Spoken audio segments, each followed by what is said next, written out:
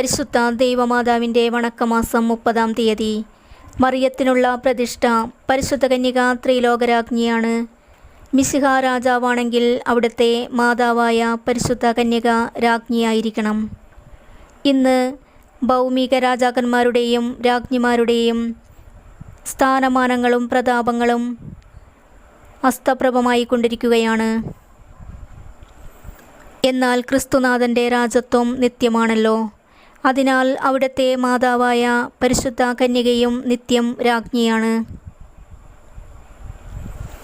ഒന്നാമതായി രാജകുടുംബത്തിൽ ജനിക്കുന്നതിനാൽ രാജത്വം പ്രാപിക്കുന്നു. പരിശുദ്ധ കന്യക ദാവീദ് രാജവംശജയാണ്. ദിഗ്വിജയം കൊണ്ടും ഒരു വ്യക്തിക്ക് രാജത്വം ലഭിക്കുന്നു.